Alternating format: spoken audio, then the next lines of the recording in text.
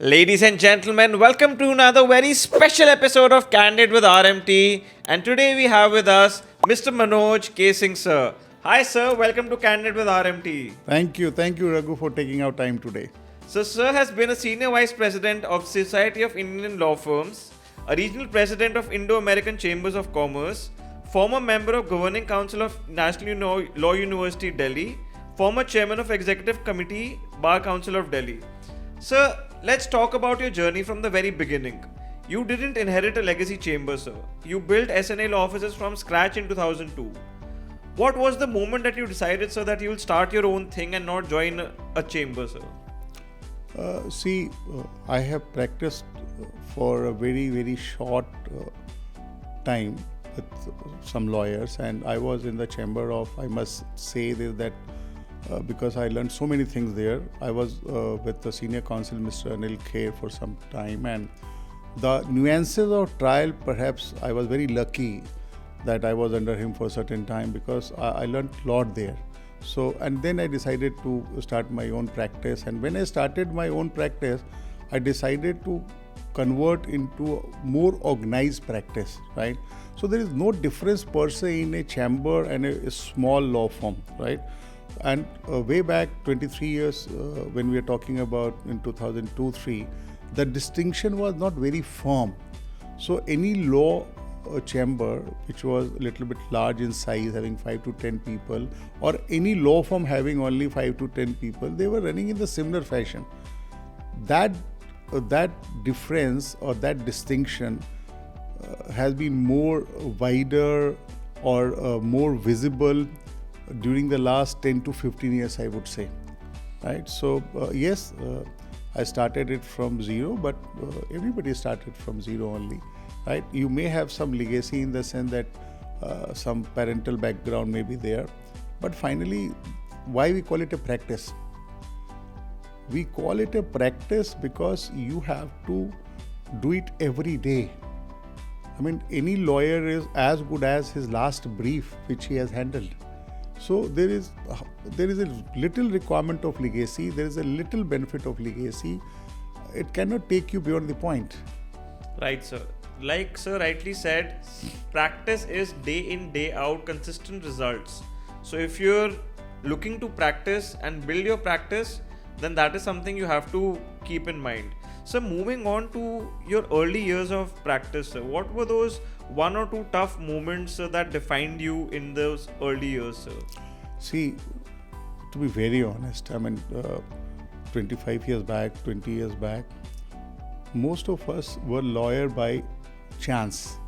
I'm just trying to be honest. When you try to do something and you were not able to complete something, then you were looking law as a last resort. I'm just trying to be honest. Today, young generation like you choosing a field of law by electing it to be a lawyer, right? But way back 25, 30, 35, 40 years back, generally it was coming as when you have no other option, you were also trying law. So, but only difference I would say that when I decided that I'm going to practice, then I never looked back. I mean, then I was practicing law, and that is very important, right? But today it is much more organized practice. Apart from organized practice, it is a complex practice. More specializations are there, right? You cannot be a lawyer for all the things today. But 30, 40 years back, it was not like that. Lawyer means a lawyer, right? So there were small distinctions were there, like IP practice, trademark, patent practice was more organized even at that point of time, but all other practices were merged into one. So I'm happy where today the legal profession is, and it is getting organized more and more. The law firms are run in a more corporate fashion as a company nowadays. So distinction is much wider now. So now your firm and you handle large litigations and arbitrations, and you have a pan-India footprint, sir. Today, what are those moments that you are the proudest of, sir? See, all moments are good moments in a practice. If you ask me the defining moments, if you ask me the defining cases which changed or defined the course of my practice, I would say. So I had an occasion to argue one matter without naming it in 2010 in Singapore, and it was a wonderful case, and we got a big relief to the client. So that established me. And at the same time, in 2007-8, couple of matters I did in the Delhi High Court, which are a kind of locus classicus matter, and those also established me as a man with some kind of commercial understanding, financial understanding, I would say. And then in 2013, I argued one matter in a London Court of International Arbitration. It was a complex derivative matter, so we call it ISDA agreement, interest swap derivative agreement. And I argued that matter. A very famous lawyer was on the other side opposing me from Allen & Overy, and a large dispute was involved of a derivative trading. Something, if my memory is correct, it was around some $50 million dispute, and I won that, right? And I was a lead counsel there. Perhaps that was the defining line or defining day, defining movement, because post 2013, then in an arbitration and a commercial dispute, somehow I got established due to a couple of those cases from 2010 to 2013, large cases, international arbitrations. And there onward, it's easy. See, when you put a thing in a motion, right, then sailing is like cruising, Right, sir. Yeah. Right, sir. So effort is less, organizational skill is more in the second part of my journey, I would say. But initially, when you are establishing it, then you have to take care of everything: pen, paper, rubber, light, Bijli, electricity, everything, right? Right, sir. So post 2013 is the second phase, I would say. And now my son is also into the practice, so perhaps we have triggered a third phase now, which is much more organized environment. But good to be here, if you ask me, Raghu. I'm happy. I'm very happy for what I did in the last 22, 23 years. Right, sir. And sir, not to forget and to mention this, that sir has repeatedly been ranked in top journals across the legal fraternity, including Legal 500, Chambers, ALB, as an excellent and solution-oriented lawyer. So for a young litigator watching this, what actually makes a very good disputes lawyer, sir, and how is it different when it goes out, in the sense that you are arguing in court not just on your merit but also on your oratory skills, sir? See, oratory skills are also very important. But the area of law, the branch of law which I practice, the foremost or the most important thing is to know the subject, to know the brief, right? In a commercial dispute, oratory skills are important. In any case, if you're a lawyer and you don't have oratory skills, you are in trouble. But it is more about preparation.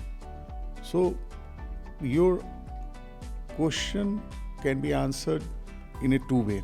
One is a very simple answer, that know your subject fully and you are in. The complex answer should be that if you know your subject well, for that you should know how to do the further discovery into the documents, how to collate it, how to relate it, how to after collecting it, how to see the relevancy, not relevancy.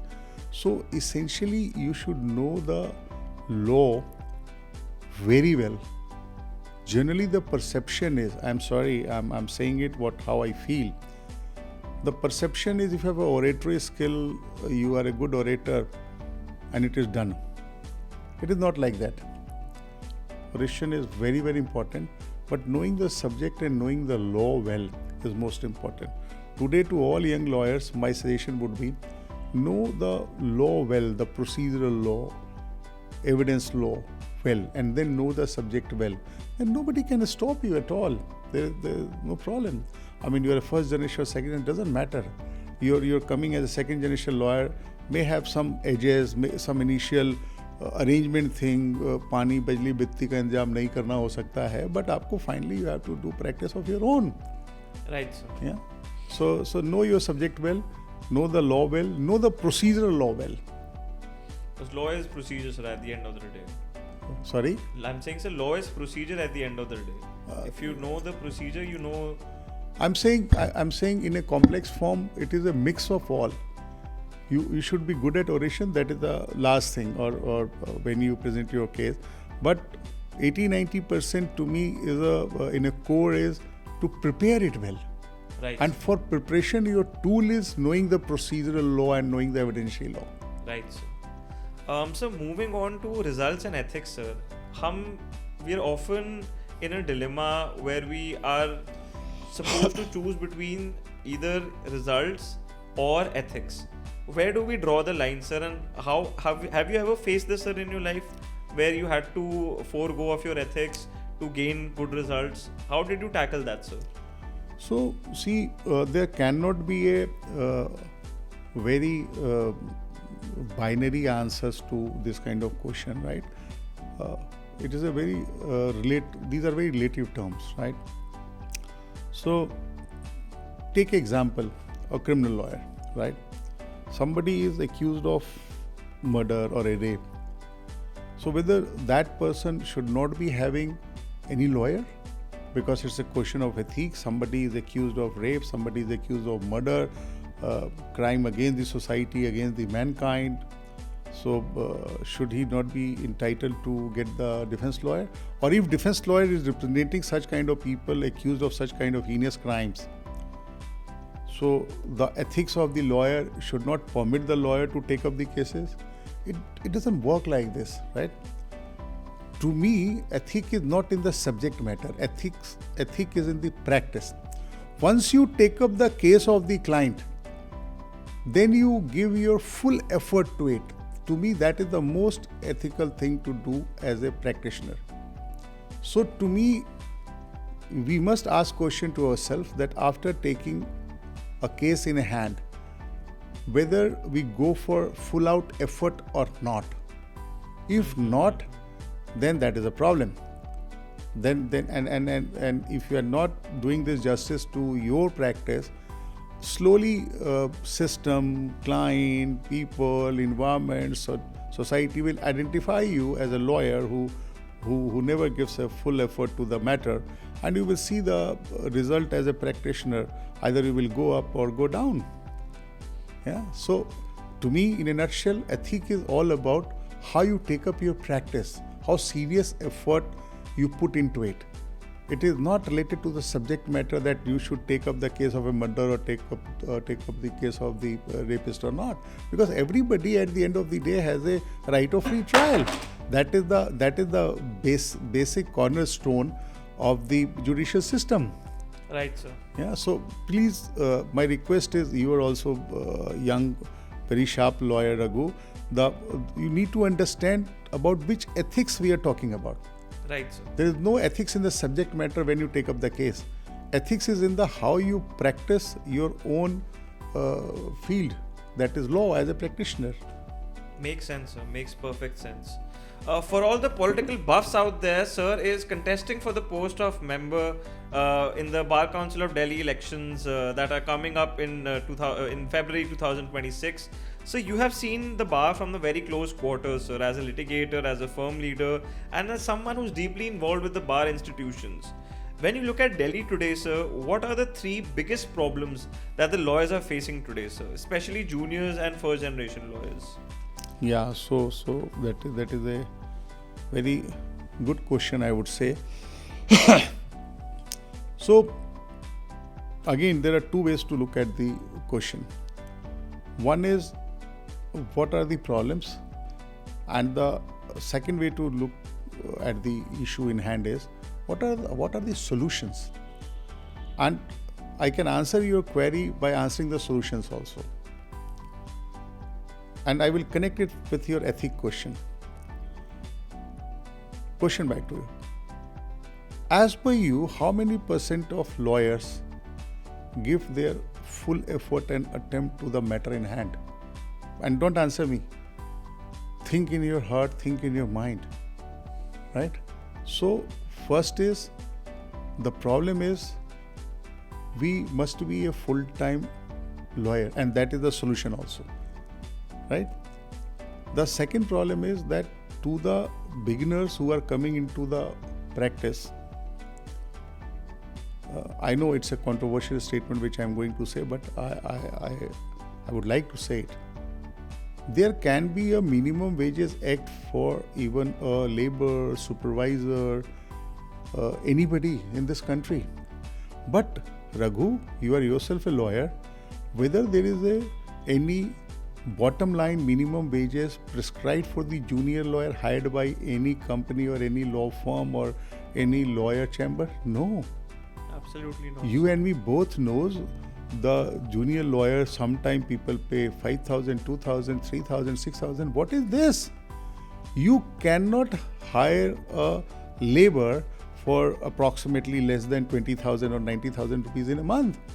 There is a per day, some 500-600 rupees per day kind of a ceiling by all the state governments. How somebody can be permitted to hire a lawyer at a 5,000, 8,000, 7,000, 9,000 rupees?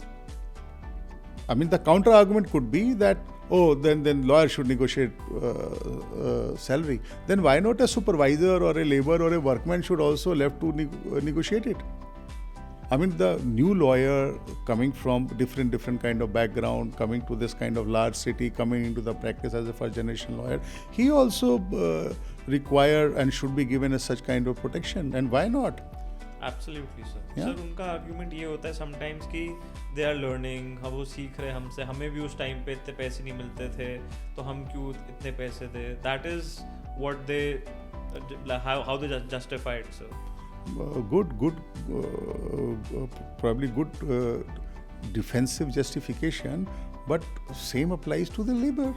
That's true. When you hire a new labor coming from the first day on the job, he is also not knowing anything. He will also learn eventually. Why you are safeguarding his right? And I tell you why. So that the money which is given by the employer should be at least enough for the basic need, water, kapda. Absolutely. It is as simple. That protection you should give to your own lawyers also. And why not? If you think that lawyers are very important pillar of the society, why not the most important or a very important pillar of that society should also be protected? And Right. what is the harm in it? Right, sir. So, given a clear mandate in the Bar Council of Delhi elections, what is going to be your non-negotiable agenda, sir? And how are you going to make sure that you execute that agenda, sir? How much honest you want me to be? Sir, brutal, sir. Brutally honest, sir. So, first of all, every lawyer today must make it clear to himself or herself that he or she is going to vote to somebody who can carry the agenda with respect to betterment of practice. The burden is on the voter first. You cannot get the leader better than what you choose through your vote. It can't. If you multiply something by 0, it will be 0. Right, sir. So, my all dear friends, right? I know it's not a very popular. It is going to be very It is not going to be a very popular statement which I am going to give today, but still I will give it. In the COVID times, me and my couple of more friends, I will give credit to them.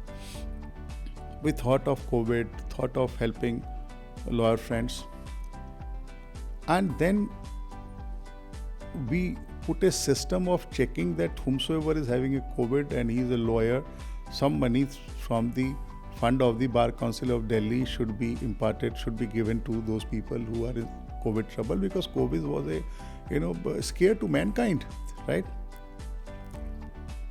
But somewhere of the view that no, give to everybody who's coming. Checking is not required. Now there can be two situations. I'm just giving it as example. You pay to anybody without checking, if we are saying whether he's a COVID or not COVID, and you check that he's a lawyer, what is registration number, there's a COVID or no COVID. So Bar Council is responsible for lawyers, right? sir. So you only should think about, when you're sitting as a Bar Council member, you should only think about lawyers' benefit. Tomorrow you may run some election as a chief minister or member of parliament, then you think about nation. But the focus of any Bar Council member should be about the betterment of the practitioners. And let us make it more narrow. We are more concerned about Bar Council Delhi. So we are concerned about practitioners who are practicing in Delhi. Right? Sometimes we lose this focus. And again, everything is interconnected. So voters, the eligible voters in this election of Bar Council Delhi who are going to vote, they need to think very deeply in their heart that to whom I should vote. Please don't vote either me or anybody else on the name of he is my friend, or he is possibly somebody else's friend, or he is possibly somebody recommended by somebody. And I'm saying it, and maybe I'm saying it against me also, but I'm saying it. Why not you can vote as a literate group to the possible leader who can think on the lines which are going to have impact on the betterment of the practitioner. So first voter need to think it. All are interconnected, Raghu. Right, sir. Sir, the Bar Council of Delhi is often seen as slow and opaque. Given your experience in technology, sir, like adopting and implementing Harvey AI in your law firm, how can you institutionalize the Bar Council of Delhi with technology and make it more efficient, sir? So again, I may sound now repetitive and a little bit adamant kind of person, but I am not. You get what you wish for, right? Whether what you are saying, these things are essential, yes. These things are very essential. There cannot be any doubt about it. If you don't adopt the technology, see, change is the only constant. Change is permanent. Change will keep on happening. And so you need to keep on embracing the change. But who will be able to adapt, implement, embrace the change with respect to the practice? A practitioner. Right, sir. If voter choose a practitioner, he will be able to adapt these changes. If you don't choose people who can understand these changes will not happen. But your primary question, yes, answer is opaqueness should go. And I must say, it is not that everything is very sad, very opaque. Lot of work during last 6-7 years has been undertaken. New building is there. Then registration process, somehow we have tried to channelize, and it is much quicker now, right? So number of times going back for registration, and still some people may have some problems with this regard also, but we have done certain things, and we are trying to make it more and more transparent. So we often see your abilities as a leader and your achievements. What we don't see sometimes are, sir, your low points or your failures. What is that one professional failure, sir, that you would like to talk about that made you reflect upon your journey, sir? See,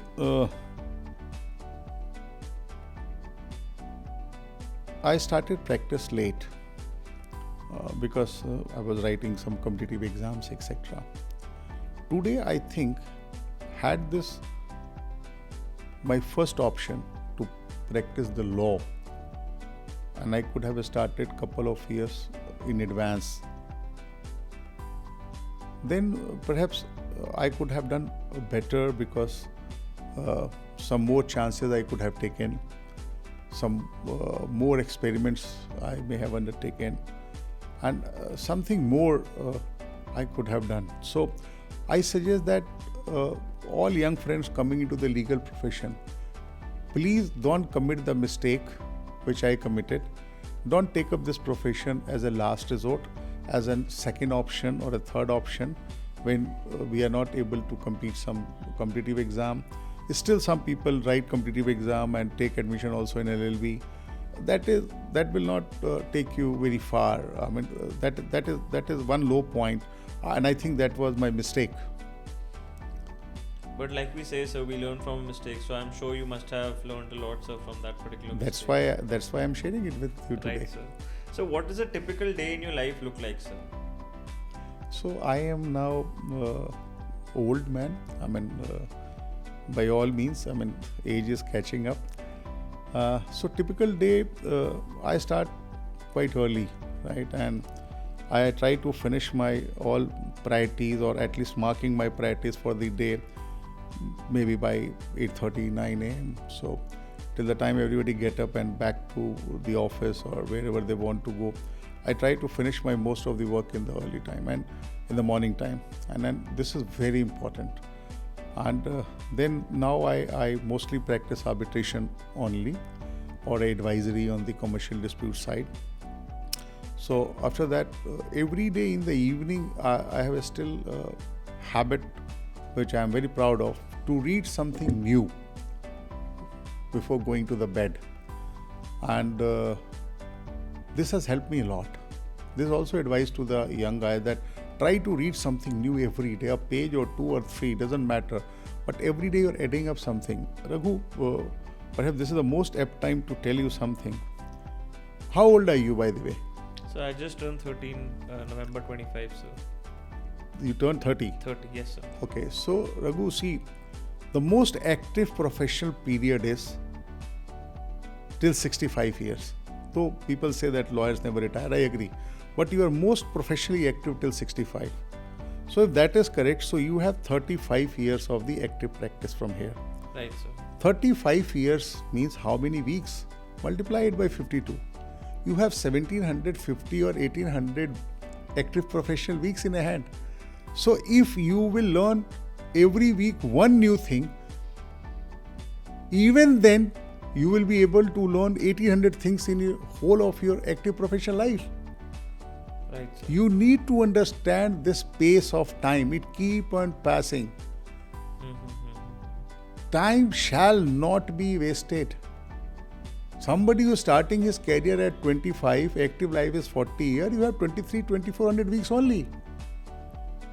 So definitely it may apply to others also, but in the lawyer's life, if you learn one new aspect of legal practice, then your age guy, whole of your life, you are going to learn only 1800 aspects of it. Don't waste it. And similarly, in your active professional life, if there are going to be 1800 weeks for learning, there are going to be only 1800 Sundays also. So enjoy your every weekend. Yes, they are not going to come back again. Right, sir. So that tells us what? This is the time management, which you must learn as early as possible if you want to grow. This is my learning of my life. Right, sir. As we come to the end of this podcast, sir, just a few pointers that we would like to ask you, sir. Your advice you've already given to young lawyers, sir. Someone starting out their own practice, sir. What are your 2 cents, sir, that you want to give out as someone who's accomplished so much in life, sir? Very simple. Very simple. Be honest to your client. Sometimes client may not like it, but in long run, I'm telling you with experience, client is going to love you if you're honest in giving your opinion in the beginning. If you think there is no case, dare to say that, sir, there is no case, but I will attempt. And that will take you long way. This single point, apart from definitely study well, do your subject matter research well, etc., etc. Be honest to your client in your effort and telling him the truth, what you feel. And that will definitely help you in building your practice. Right, sir. So ladies and gentlemen, please don't forget to cast your first preference vote for Manoj sir, who is contesting for the post of member in the upcoming Bar Council of Delhi elections. That's it for now, sir. Thank you so much for being on Candid with the RMT, sir. Thank you very much, Raghu, for taking our time today. Thank you. Right, sir.